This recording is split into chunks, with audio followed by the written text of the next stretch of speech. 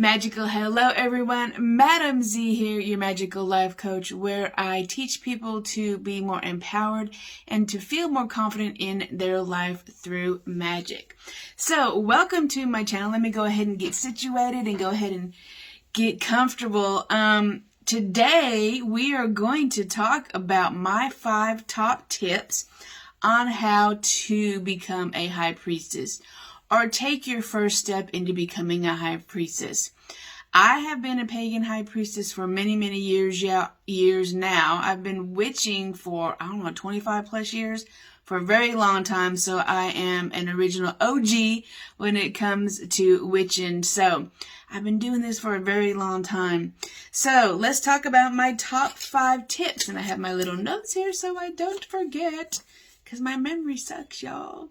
So let's talk about my 5 top tips on how to start embodying the high priestess energy in your life. Number 1 tip that I recommend is for you to dedicate yourself to the craft through a dedication ritual. A dedication ritual is different than an initiation ritual.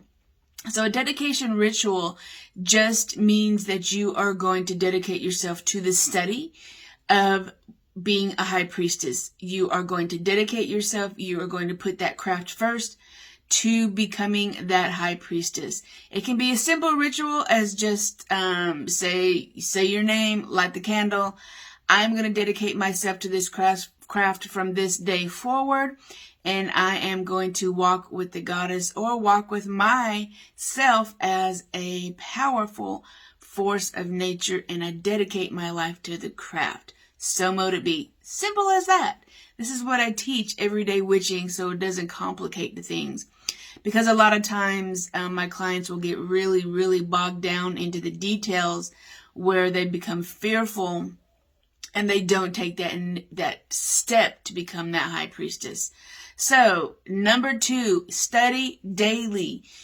It is important that you pick I don't care if you start with the basics, or you start with, kitchen witchery, or you start with herbal magic, or earth magic, or tarot, or divination. Whatever you feel drawn to in your craft is where you start. And you study daily. You dedicate your space, 15 minutes a day, to read that book, to do your affirmations, to, pull that tarot card, study. Traditionally, a witch studies a year and a day with a mentor, because it takes a year and a day to step into that power and a year and a day to release that limiting beliefs. And we'll talk about that in a second. So, step number 3 that I tell my clients they need to do to step into their high priestess energy: find a mentor. You can read all the books you want to. You can be a solitary witch if you want to. But you need to really find someone who has been doing this craft and living this craft daily in order to help you and guide you. You can do it alone. It's going to take longer. You're going to have more questions, but you need to find the right mentor. I had a mentor when I first started off a long time ago, and we stayed a year and a day, and she was like, you need to be dedicated a year and a day. I will check in on you daily. This is what our tasks are going to be. How are you doing? Are you on the right path? Are you staying focused?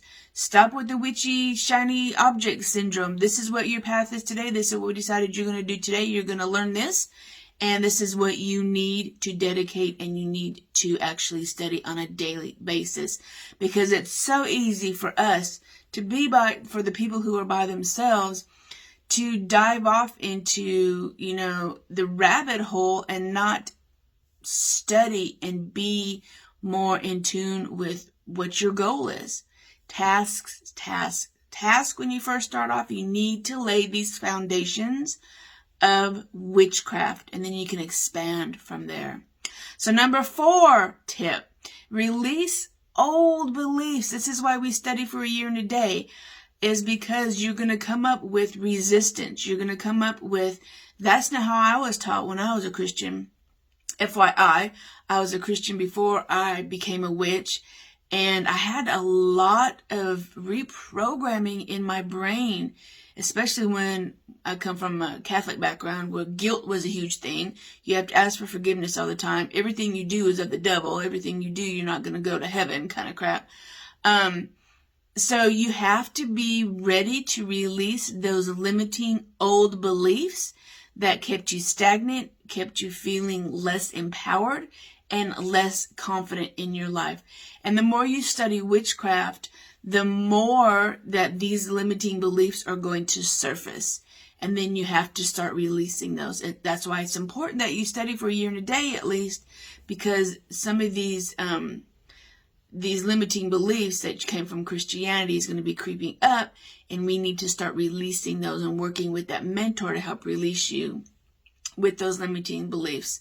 Number 5, start seeing magic everywhere. There are synchronicities everywhere in your daily life. It's important that you see the magic in everything, even if it's a cool breeze, even if it's the rustling of the leaves, the changing of the season. Now you should see the colors changing. You should see the magic in, the releasing of things, the cooler air, where Mom Gaia starts to give her last kind of fruitful gifts to us as she transitions into her slumber. You should see magic in colors and birds and woodland creatures, and just the confirmations that you're on the right path. It's about becoming more enlightened.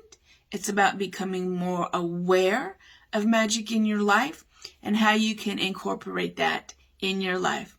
All right, those are my 5 top tips on how to step into your High Priestess energy. Let's recap a little bit. So I know I went kind of fast. So number 1, dedicate yourself through a dedication ritual. Study your craft daily. Find a witchy mentor you connect with. Release old limiting beliefs and start seeing magic everywhere in your everyday life. So that is it. Make sure you follow me for more tips and tricks in the bio. And then if you want more information, check out the comments below and you can read everything about my tips and tricks about becoming a High Priestess.